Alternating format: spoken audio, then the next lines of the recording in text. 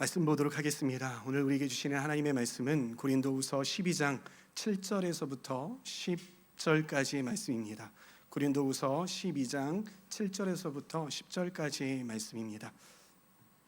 마이크가 조금 울리네요. 네, 함께 교독하도록 하겠습니다. 제가 먼저 읽을게요.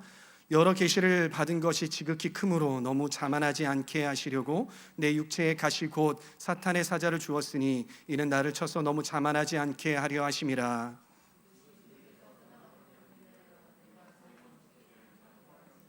나에게 이르시기를 내 은혜가 네게 족하도다. 이는 내 능력이 약한 데서 온전하여 짐이라 하신지라. 그러므로 도리어 크게 기뻐함으로 나의 여러 약한 것들에 대하여 자랑하리니 이는 그리스도 능력이 내게 머물게 하려 함이라.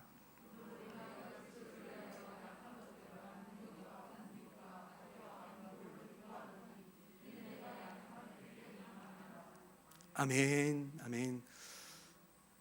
몇 해 전에 제자 훈련에 쓰려고 세계에서 가장 잘 달리는 차, 가장 힘센 차, 세계에서 그래도 가장 빠른 차가 무엇인가에 대해서 한번 조사해 본 적이 있습니다. 그랬더니 이 차더라고요. 네. 저는 차에 대해서 잘 모르겠는데요. 차에 대해서 잘 모르겠는데 이름도 뭐 센테나리오 이런 거래요. 이 차랍니다. 근데 제가 스펙을 보니까는요, 뭐 차체 무게 뭐 이런 것들은 잘 모르겠고 최고 속도가 350km나 나가는 그런 차고요. 제로백이라고 하죠. 0km에서 100km까지 가는데 2.8초밖에 안 걸린다고 합니다. 엑셀을 딱 밟아서 1, 2 벌써 100km입니다.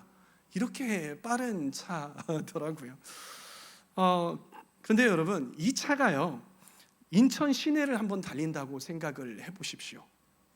최고 속도가 150km인데 조금 다 달리기는 그러니까 320km로 이 안하지로를 우왕 하고 달린다고 생각을 해보십시오. 사람들이 어떻게 반응할까요? 우와, 저 멋진 차를 저렇게 빠르게 몰고 간단 말이야? 나도 저 차 타서 저렇게 빠르게 몰고 갔으면 좋겠다라는 생각을 할까요, 여러분? 아니에요. 누군가는 이렇게 하시는데 하고 싶다는 분이 계신데 아니란 말이에요. 보통 평범한 사람들은 어떻게 생각을 하냐면요, 아이고 죄송합니다, 미쳤어. 저 차를 저렇게 몰고 가다니 큰일 났네 하고서는 혀를 차면서 쳐다볼 거예요. 그 뒤에 그리고 따라가는 차가 있을 겁니다. 어떤 차입니까? 경찰차가 사이렌을 울리면서 거기 서세요 따라갈 겁니다. 그리고 자꾸 설교 중에 저한테 말 걸지 마십시오, 목사님. 네, 그리고 까먹었잖아요, 목사님. 처음부터 이러시면 어떡해요? 네, 그리고 며칠 뒤에 딱지가 날라올 거예요. 과속 딱지가 날라오게 될 거예요. 여러분, 차가 잘 나간다고 마음껏 밟아버리면은요, 이렇게 제재를 받습니다. 왜 그렇습니까? 왜 빠르게 간다고 왜 제재를 받습니까? 그것은 도로에는요, 제한 속도가 있기 때문인 거예요. 인천시의 보통 평균 도로의 제한 속도가 몇 킬로예요? 50km/h. 네, 그렇죠. 그 정도밖에 다닐 수 없는 거예요. 제한 속도가 있는 이유가 무엇입니까? 우선은 운전을 하는 운전자가 안전하게 운전을 하기 위함이죠. 그리고 같이 다른 곳에서 운전하고 있는 주위의 운전자의 안전, 보행자의 안전, 그리고 공공의 질서를 위해서 이러한 안전 규정 속도가 있는 것이죠. 여러분, 그런데요, 우리 인생도 이 차가 이렇게 우왕하고 잘 달리듯이 우리 인생도 그렇게 잘 나가면 얼마나 좋을까요? 네, 잘 나가면 얼마나 좋을까요? 떵떵거리면서 제한 없이 그렇게 잘 나가면 얼마나 좋을까요? 그런데 현실은 어떻습니까, 여러분? 우리 삶에 제한이 많아도 너무 많아요. 제한이 너무 많다라는 거예요. 여러분, 우리 인간에게는요, 제한이 있습니다. 어떠한 제한들이 있습니까? 먼저는요, 자연 법칙에 제한이 있어요. 우리는 인간으로서 자연 법칙을 따라야 돼요. 우리는 길어야 120년밖에 살 수가 없는 거예요. 세계에서 그래도 내가 불멸하겠다, 오래오래 살아보겠다라고 했었던 사람이 누굽니까? 중국의 시황제였죠. 이 사람 그렇게 열심히 노력했음에도 불구하고, 무소불위의 권력을 가졌음에도 불구하고 어떻게 되었습니까? 지금 안 계세요. 그렇죠. 그리고 어떠한 인간도요, 시공간을 초월할 수 없어요. 타임머신 그렇게 만들어 보겠다고 하는데 여태까지 타임머신 못 만들고 있는 것 아니겠습니까? 그리고 또 어떠한 제한이 있습니까? 사회적인 제한도 있어요. 인간은 혼자서 살아갈 수 없는 그러한 존재입니다. 여러분, 혼자서 살아갈 수 있습니까? 혼자서 살아갈 수 없어요. 주위 사람들과 엮여야 되고요, 또 주위 사람들과 부대끼면서 살아야 하는 거예요. 내가 싫든지 좋든지 그렇게 주위 사람들과 그렇게 부대끼며 살아야 하는 거예요. 그리고 우리는 그 사회 속에서 위계 질서라는 제한 안에서 살아야 하는 것입니다. 모든 사람들이 다 리더가 되어서 내가 있는 공동체 리더로서 내 마음대로 이끌면 좋겠지만, 우리는 모두 다 어떤 권위 안에 들어가서 그 권위에 순복하면서 살아야 하는 것이죠. 적게는 가정, 자녀들은 부모님의 말씀에 순종하고 순복하면서 살아야 되고요. 직장, 우리는 또 직장에 가면 상사 눈치를 봐야 되고 상사의 말에 따라서 살아야 되는 거예요. 그리고 넓게는 국가, 그리고 우리 그리스도인은 바로 하나님 나라, 하나님의 말씀에 의해서 살아가야 하는 것이죠. 여러분, 그런데 이러한 제한들은 누구에서부터 온 것일까요? 내가 원해서 제한이 걸린 것도 아니고, 이 제한들은 누구로부터 온 것일까요? 이 제한들은 바로 누구에서부터 왔냐? 하나님으로부터 왔다라는 것이에요. 하나님은 인간을요, 전지전능한 신으로 만들지 않으셨어요. 하나님께서는 우리를 만드실 때에 인간으로서 제한이 있게 하나님께서 우리를 만드신 것이에요. 그래서 하나님은 하나님이 허락하신 한계 안에, 그리고 권위 안에, 그리고 말씀 안에 우리가 살아가도록 그렇게 하셨다라는 것입니다. 그런데 우리가 이쯤에서 궁금해야 하는 것이 있습니다. 그것이 무엇입니까? 그것은 하나님은 왜 우리 인간에게 이러한 한계를 주셨냐라는 거예요. 얼마나 좋습니까? 우리가 딱 태어났는데 하늘을 막 마음껏 날아다니고 만유인력의 법칙을 막 무시하면서 막 날아다니면 얼마나 좋아요. 안 죽으면 얼마나 좋습니까? 안 아프면 얼마나 좋아요, 여러분. 그런데 왜 하필 인간들에게 이러한 한계를 주셨느냐, 제한을 두셨느냐라는 것입니다. 그것은 무엇이냐면, 하나님은 우리로 하여금 하나님을 기억하게 하기 위해서, 그리고 하나님 안에 거하게 하기 위해서, 그래서 우리로 하여금 형통하게 하기 위해서 우리에게 한계를 주셨다라는 거예요. 제한을 주셨다라는 것입니다. 인간은요, 자신이 가장 위에 있다라고 느낄 때에, 그래서 한계가 없다라고 느낄 때에, 그때에 타락하게 되는 것이에요. 그러면 어떤 사람이 로또를 그렇게 어렵게 살다가 로또를 맞았어요. 그럼 그 사람들이 어때요? 돈이 막 많아지니까, 쓸 수 있는 한계가 없어지니까 아주 잘 살던가요? 아니요. 그때부터 그 사람은 어떻게 돼요? 마누라 바꾼답니다. 차 바꾸고 뭐 바꾸고 집 바꾸고 그렇게 여러 가지 바꿔대면서 무절제하게 살아가는 거예요. 그러면서 타락하게 되는 것이죠. 반면에 자신이 연약한 존재라는 것을 깨닫게 될 때에 비로소 하나님을 찾게 된다라는 거예요. 그게 인간이다. 그래서 하나님께서 우리에게 이러한 한계를, 제한을 두셨다라는 것입니다. 저는요, 이러한 간증을 참 많이 들어요. 저번 주에도 들었습니다. 어떤 간증이냐면요, 이런 간증이에요. 제가요 말이죠, 한때는 잘 나갔습니다. 사업에 막 너무 이게 잘 돼가지고요, 돈 쓰는데 제한이 없고 신용카드에 제한이 없고요, 얼마나 잘 나갔는지 몰라요. 제가 하고자 했던 모든 일을 다 제한 없이 잘할 수 있었습니다. 그런데 그때예요, 저는 신앙을요 뒷전에 두고 있었어요. 그런데 그러다가 제가 병이 들게 되었어요. 그러다가 사업에 실패하게 되었어요. 그러다가 자녀가 말썽을 부리게 되었어요. 그러다가 가정에 문제가 생겼어요. 어떤 문제가 생겼어요. 어떤 제한이 걸리게 되었어요. 그런데요, 목사님, 그것 때문에 너무 힘들었지만은요, 지금에 와서 깨닫는 건, 그건 저주가 아니라 축복이었다라는 것, 하나님의 축복이었다라는 것 제가 깨닫게 되었어요. 처음에는 제한적인 삶이 저주라고 생각했지만 지나고 나니 그것은 무엇이었다? 바로 하나님의 축복이었다라는 것이죠. 그러나 사람들은 이 사실을 알면서도요, 본능적으로 이러한 제한들을 벗어나고 싶어 하는 것이, 아담과 하와는 어땠습니까?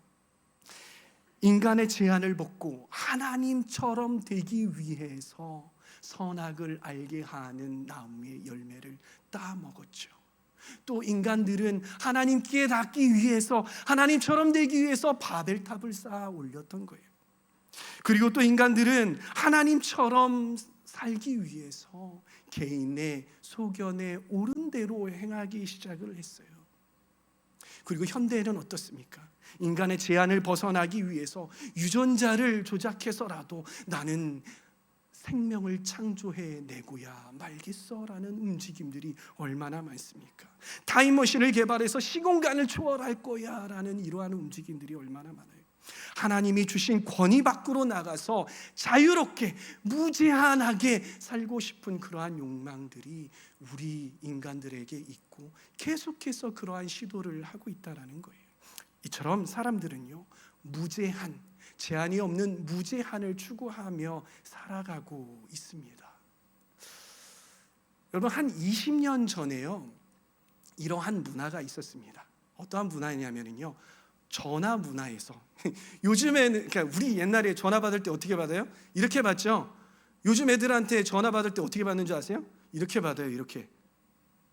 나 휴대폰이 이렇게 네모나게 생기니까요, 이렇게 받잖아요. 그러니까 전화 어떻게 받? 여보세요 이렇게 한다니까요. 근데 이게 아니라, 이 이야기를 하려고 한 게 아니라, 옛날에는 어떤 전화할 때 어떤 문화가 있었냐면, 용건은 간단히, 용건은 간단히라는 문화가 있어요. 왜 그렇습니까? 왜 그렇습니까? 할 말만 하고 끊어. 왜 그렇습니까?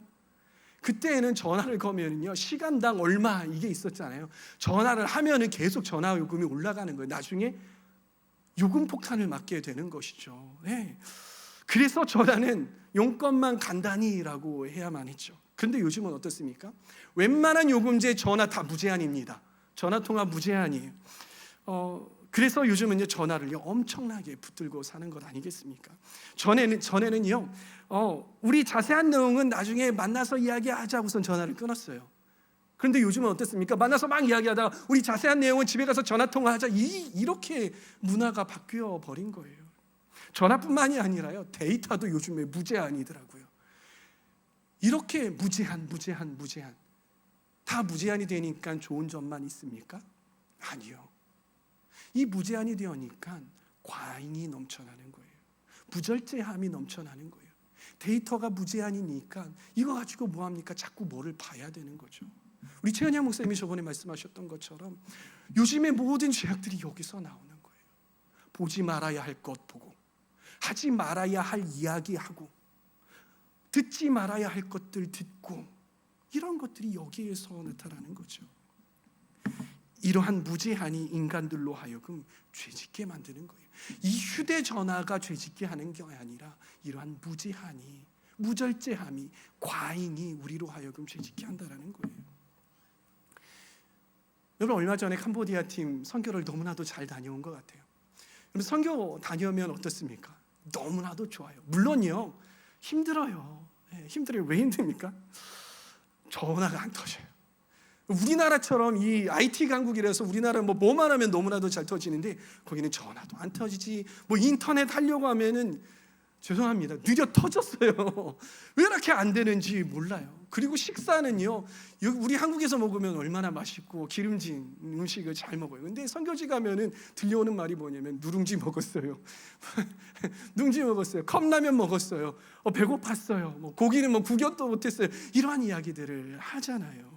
이처럼요, 제한들이 참 많아요. 그런데요, 그런 불편함은 금방 잊혀져 버린다라는 사실 여러분 아십니까?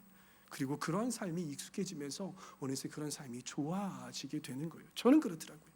그러면서 어떤 생각이 드냐면요, 그동안 내가 누려왔던 풍요로움, 과잉들, 이 무절제했던 그러한 삶들, 참 많은 것들이 있잖아요. 이런 것들이 우리에게 꼭 필요한 건 아니구나. 이러한 편리함이 우리를 행복하게 하는 게 아니구나. 오히려 내가 그 선교에 갔을 때 너무나도 행복했던 그 추억들을 가지고 있으면서 그러한 마음이 들더라는 것이, 오히려 그런 풍성함들이 우리 가운데 그걸 유지하려고 하는 짐들이었다라는 사실. 제가 식사 이야기가 좀 아까 나와서 그런데요, 식사도 마찬가지예요. 여러분 이 그림을 한번 보실까요? 이 그림은요 1804년에 그려졌던 그림입니다. 제목은 무엇이냐면 탐식이라는 거예요. 이 당시에는요 이 정도의 음식을 먹는 것이 탐식이었어요. 이 정도의 음식을 먹으면은요 어느 정도 수준이냐면은요, 이 당시의 사람들이 너무 무절제하게 먹고 탐식하고 막 이래가지고 사람들이 막 뭐라고 지탄받을 정도로, 그 정도로 안 좋은 행위가 요 정도였어요. 근데 여러분 우리 현대인의 식생활을 한번 돌아보시면 좋을 것 같아요. 우리 외식 나가면은요 이 정도의 음식 먹잖아요. 그렇죠? 이 정도의 음식을 먹는다라는 거예요. 요즘은 못 먹어서 영양제를 먹는 것보다, 약을 먹는 것보다요 너무 무절제하게 먹어서, 너무 고칼로리, 너무 고지방 이러한 것들을 먹어서 오히려 그것들을 낮추려고 약을 먹는 그러한 시기라는 것. 사람들은 이처럼 너무나도 무제한을 원해왔다라는 거예요. 그런데 그에 대한 결과물로 과잉과 무절제함이라는 덫에 걸리게 되었고, 그것 때문에 스스로를 병들게 하고 있다는 것입니다. 그러나 하나님의 사람들은요 그러한 속에서도 자신의 한계를 인정하고 한계가 있는 삶을 살아갔다는 사실 여러분 아십니까? 먼저 다윗을 한번 보도록 하겠습니다. 다윗은 이스라엘의 왕이었습니다. 왕은 무엇입니까? 무소불위의 권력을 가진 사람이에요. 자기를요 신처럼 만들 수 있어요. 신격화할 수 있어요. 그리고 자신을요 신의 대접을 받을 수 있는, 그렇게 할 수 있는 사람이 바로 왕이었던 것이죠. 그런데 다윗이 어떠한 고백을 하는지 함께 보실까요? 시편 91편 1절에서 2절까지의 말씀 함께 읽어보도록 하겠습니다. 시작. 지존 자의 은밀한 곳에 거주하며 전능자의 그늘 아래에 사는 자여, 나는 여호와를 향하여 말하기를 그는 나의 피난처요 나의 요새요 내가 의뢰하는 하나님이라 하리니. 다윗이 이스라엘 역사상 가장 위대한 왕이자 하나님의 마음에 합한 자라고 남을 수 있었던 것, 그것은 무엇이냐면요, 그가 싸움에 능해서도 아니고, 그가 정치를 잘해서도 아니고, 그가 외모가 출중해서도 아니었어요.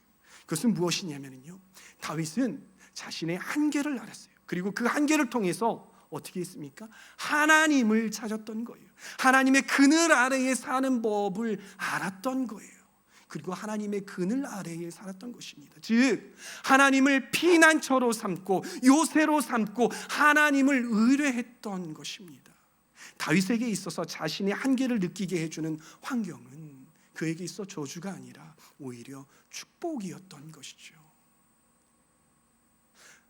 다른 한 명을 또 보도록 하겠습니다. 이번에는 사도 바울을 함께 보실까요? 우리 고린도후서 12장 7절에서부터 10절까지의 말씀 함께 읽도록 하겠습니다. 시작. 너무 자만하지 않게 하시려고 내 육체에 가시 곧 사탄의 사자를 주셨으니 이는 나를 쳐서 너무 자만하지 않게 하려 하심이라. 이것이 내게서 떠나가게 하기 위하여 내가 3번 주께 간구하였더니. 여러분 위대했던 사도 바울도요 벗어나고 싶었던 제한, 벗어나고 싶었던 한계, 벗어나고 싶었던 가시가 있었던 거예요. 여러분 이 가시라는 단어, 개역개정에서는 가시라는 단어로 표현이 됐잖아요. 이걸 원어로 보면 어떤 뜻이냐면요 창이라는 뜻이래요. 그리고 또 하나는 말뚝이라는 뜻이에요. 예, 단순히 이 우리 손가락에 가시가 박혀서 조금 그 불편한 수준이 아니라요 창이 박힌 거예요. 말뚝이 박힌 거예요. 상당히 큰 제한이 스스로에게 있었던 거예요. 그것이 어떤 육체의 병인지 장애인지 우리는 정확하게 알 수 없지만은요, 사도 바울은 이 가시를, 이 말뚝을 없애달라고 하나님 앞에 간구했대요. 근데 여기는 간구라는 단어가요, 그냥 하나님 앞에 요청, 주님 없애주세요, 이 정도 수준이 아니라 간구한 거예요. 사도 바울이 성취욕이 다른 사람들보다 좀 남달랐잖아요. 이 사도 바울에게 이 문제, 이 말뚝과 같은 것, 이 창과 같은 것이 자신의 발목을 잡으니까 얼마나 답답했겠습니까? 이 사도 바울이 어떻게 주님 앞에 기도하면 아깝겠어요? 하나님, 이 한 개만 없으면 제가 하나님 앞에 더 크게 쓰임받고 더 많은 민족들과 그 더 많은 이방인들에게 나아가서 하나님의 말씀을 더 크게, 더 위대하게 그렇게 전할 수 있었을 텐데, 주님 이거 좀 없애주십시오, 제발 좀 없애주십시오, 이것만 없으면 크게 쓰임받을 수 있었을 텐데, 이렇게 하나님 앞에 이렇게 부르짖지 않았겠습니까? 그러나 그렇게 주님 앞에 간구하는 사도 바울에게 하나님께서 뭐라고 말씀하십니까? 9절 말씀 함께 읽습니다. 시작. 나에게 이르시기를 내 은혜가 내게 족하도다, 이는 내 능력이 약한 데서 온전하여짐이라 하신지라. 여기까지. 하나님께서는 사도 바울에게 뭐라고 응답하십니까? 내 은혜가 내게 족하다, 내 능력이 약한 데서 온전하여진다. 하나님께서는요, 야, 네가 강할 때에, 네가 컨디션 좋고 육체적으로 튼튼하고 막 근육 있고 막 이렇게 해서 건강할 때, 강건할 때에 내 능력이 강해질 거야 라고 말씀하시는 게 아니라, 네가 연약할 때에, 네가 너의 한계를 마주할 때에, 네가 너의 제한에 마주할 때에, 그 가시가 그 말뚝과 같은 것, 그 창이 너를 찌르고 아파할 때에 나의 능력이 온전하여진다라고 주님께서 말씀하고 계시는 거예요. 근데 이쯤 되면 하나님께서 여러분들에게 그 가시를 가지고, 그 아픈 것을 가지고 나아갔을 때에 하나님께서 이러시면은 여러분은 어떻게 하시겠어요? 많은 분들이 삐져요. 하나님께 시험 듭니다. 나 교회 안 나갈래요. 그게 무슨 주님이야 막 하면서 당장 다음 주부터 교회 안 나오죠. 전화 안 받죠. 그리고 하던 말씀 묵상, 뭐야, 이것도 못 해주시는 하나님 왜 하필 나한테만 이렇게 반응을 하시잖아요. 왜 그러세요? 안 그러신 것처럼. 그런데 사도 바울은 어떻게 반응하셨는지 보세요. 9절. 그러므로, 시작. 그러므로 도리어 크게 기뻐함으로 나의 여러 약한 것들에 대하여 자랑하리니, 이는 그리스도의 능력이 내게 머물게 하려 함이라. 그러므로 내가 그리스도를 위하여 약한 것들과 능력과 궁핍과 박해와 공고를 기뻐하노니, 이는 내가 약한 그때에 강함이라. 할렐루야. 그 말을 들은 사도 바울은 도리어 기뻐하였습니다. 그리고 그 약한 것들에 대하여서 자랑하기 시작을 했습니다. 그래서 그리스도의 능력이 자신 안에 남아있을 수 있도록 머물도록 하였다라는 것이에요. 사랑하는 성도 여러분, 여러분에게도 이 사도 바울이 가졌던 가시, 말뚝과 같은 것, 창과 같은 것, 이런 것들이 여러분들에게도 있지 않으십니까? 그것이 몸의 고질병입니까? 주님 앞에 나오지 않는 배우자입니까? 나의 자녀입니까? 실패한 사업입니까? 무엇입니까? 이러한 가시는 주님께 아무리 가지고 나가도 해결되지 않는 거예요. 하나님께 구해도, 다른 사람을 위해서 내가 중보기도할 때는 그것은 너무나도 잘 들어주시는데, 나의 이 가시, 나의 아픔, 나의 한계를 가지고 주님 앞에 나아갈 때는 하나님께서 응답해 주시지 않는 것 같은 거예요. 이것만 아니면 하나님께 더 크게 쓰임받고 더 충성할 수 있을 텐데요, 주님 이것을 좀 없애주세요 라는 그러한 생각들이 들죠. 사랑하는 주임제 성도 여러분, 여러분의 한계 때문에 하나님의 능력이 온전하여진다라는 사실을 잊지 마시길 바랍니다. 그럴 때 이 찬양을 함께 부르면 어떨까라는 생각을 해봐서 찬양을 준비해 봤습니다. 약할 때 강함 대신에. 제가 요 타이밍에 찬양을 부르는 이유는 꼭 이때 되면 주무시는 분들이 계셔서 함께 찬양을 하면서 잠 깨시고 다시 집중해 보시자고요. 네.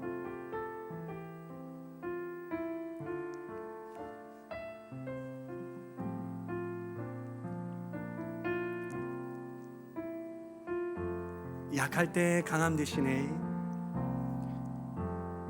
약할 때 강함 대신 나의 보배가 되신 주 나의 모든 것. 주 안에 있는 보물을, 주 안에 있는 보물을 나는 포기할 수 없네. 주 나의 우리 다시 한번요. 약할 때 강함 되시네. 약할 때 강함 되시네. 나의 보배가 되신 주 나의 모든 것. 주 안에 있는 보물을, 주 안에 있는 보물을 나는 포기할 수 없네. 주 나의 모든 것.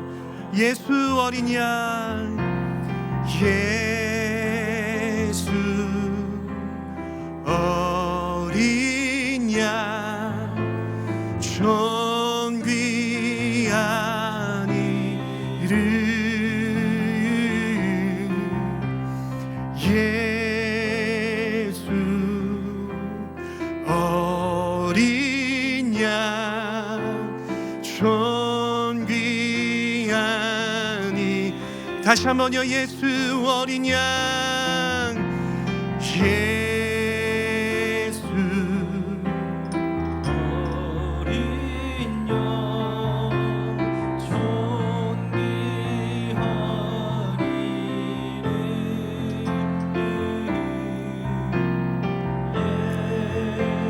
예수 어린 양, 존귀한 이름. 아멘. 사랑하는 성도 여러분, 우리 삶 가운데에 뭔가 제한이 걸리는 거예요. 내 인간적인 한계가 느껴지는 거예요. 여러분, 이럴 때 어떻게 하시겠습니까? 이럴 때에는 낭망하는 게 아닙니다.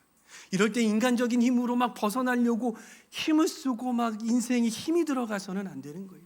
이럴 때 어떻게 해야 되느냐? 그렇습니다, 주님. 이것이 저의 한계입니다. 이것이 하나님께서 저에게 허락하신 한계군요, 제한이군요. 그러면서 주님께 엎드러져야 되는 거죠. 그렇습니다, 주님. 주님 기억합니다. 주님 일하여 주시옵소서. 주님 제 삶 가운데 일하여 주시옵소서라고 기도하며 나아가야 되는 거예요. 그리고 사도 바울처럼 오히려 좌절하고 낭망하는 것이 아니라 기뻐하고 그 한계들을 주님 앞에 자랑하며 나아가야 되는 줄 믿으시기 바랍니다. 그럴 때 비로소 우리 삶 가운데 하나님이 개입하시고 하나님이 일하시기 시작할 것입니다.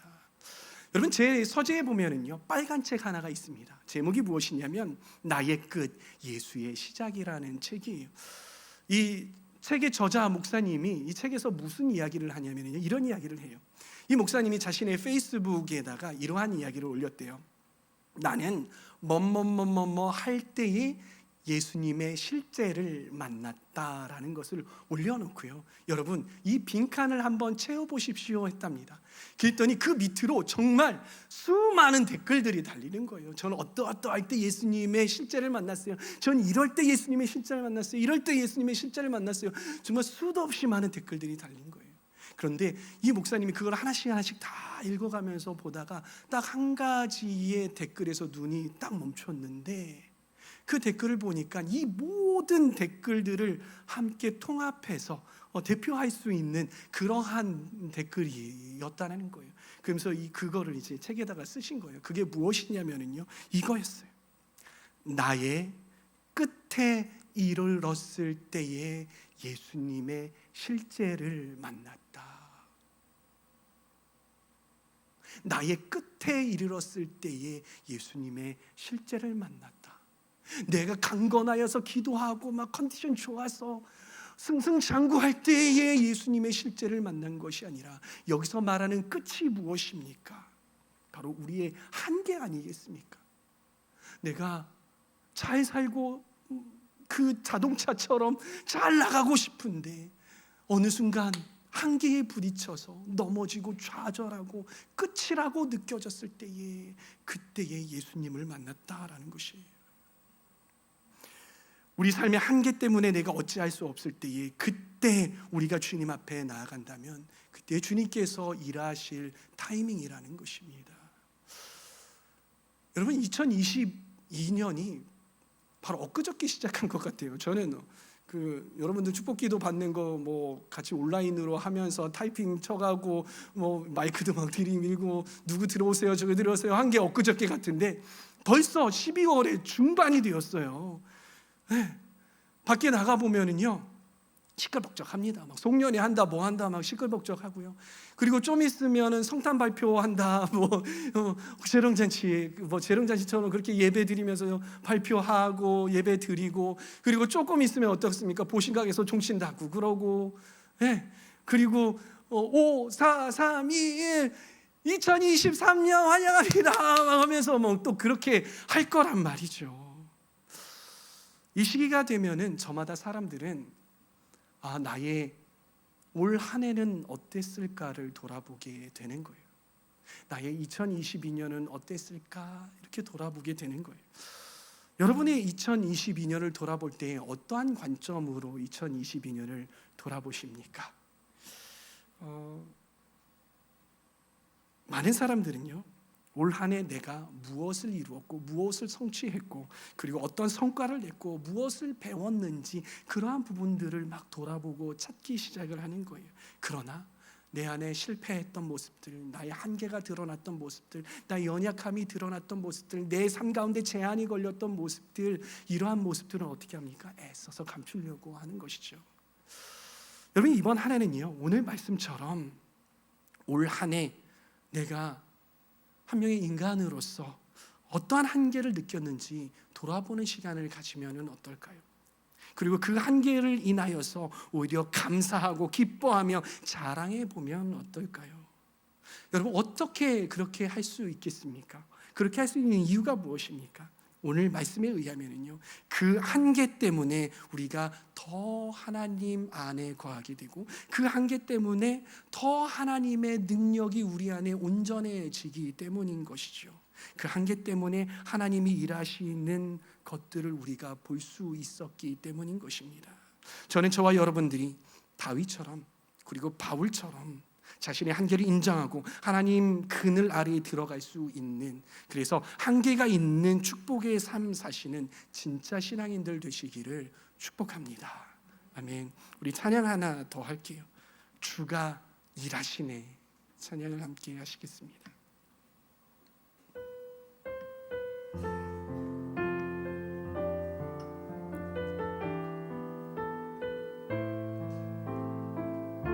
말씀 생각하시면서 날이 저물어 갈 때 빈들에서 걸을 때 그때가 하나님의 때 내 힘으로는 안 될 때 빈손으로 걸을 때 내가 고백해 여호와 이래. 다시 한번요. 날이 저물어 갈 때 빈들에서 걸을 때 그때가 하나님의 때 내 힘으로 안 될 때 빈손으로 걸을 때 내가 고백해 여호와. 그때 주님께서 일하십니다. 주가 일하시네. 주가 일하시네. 주께 아끼지 않는 자에게 주가 일하시네. 주가 일하시네. 일하시네 주가 일하시네 신뢰하며 걷는 자에게 주가 일하시네 주가 일하시네 주가 일하시네 주께 아끼지 않는 자에게 주가 일하시네 주가 일하시네 주가 일하시네.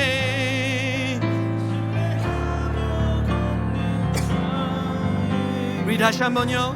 날이 저물어 갈 때에 날이 저물어 갈 때 빈들에서 걸을 때 그때가 하나님의 때 내 힘으로 안 될 때 내 힘으로 안 될 때 빈손으로 걸을 때 우리 삶 가운데 한계가 느껴질 때에 여호와 이래 주가 일하시네 주가 일하시네 주가 일하시네